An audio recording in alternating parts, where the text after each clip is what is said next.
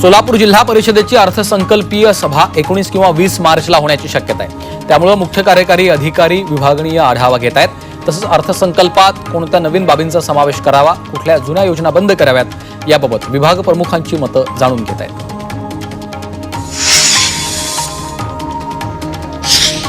सोलापूर महानगरपालिकेनं लाड कमिटीच्या अंतर्गत 14 जणांची नियुक्ती केली आहे। कर्मचाऱ्यांच्या वारसदारांकडून आलेल्या अर्जांमधून लाड कमिटी वारसा हक्क अंतर्गत 14 जणांना नियुक्तीचे आदेश दिले होते। महापालिका आयुक्तांच्या या निर्णयाचा विविध कामगार संघटनांनी स्वागत केलं आहे।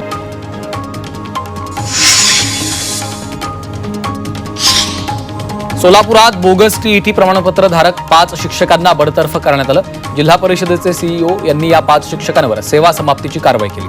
2024 साली या 5 शिक्षकांची शिक्षण सेवक पदी नियुक्ती केली होती।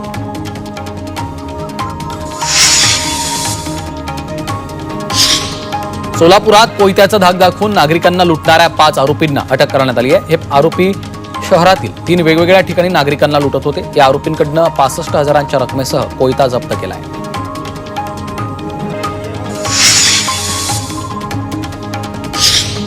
अक्कलकोटमध्ये औरंगजेबाचं स्टेटस ठेवणाऱ्यांवर गुन्हा दाखल करण्याची प्रक्रिया सुरू आहे। आतापर्यंत या प्रकरणी 12 जणांवर गुन्हे दाखल केलेत। गंभीर बाब म्हणजे यात 14 अल्पवयीन आरोपींचा समावेश आहे। अक्कलकोटचे आमदार सचिन कल्याण शेट्टी यांनी या प्रकरणामध्ये कठोर कारवाईची मागणी केली आहे। त्यामुळे सोलापूर ग्रामीण पोलीस ऍक्शन मोडवर आले आहेत।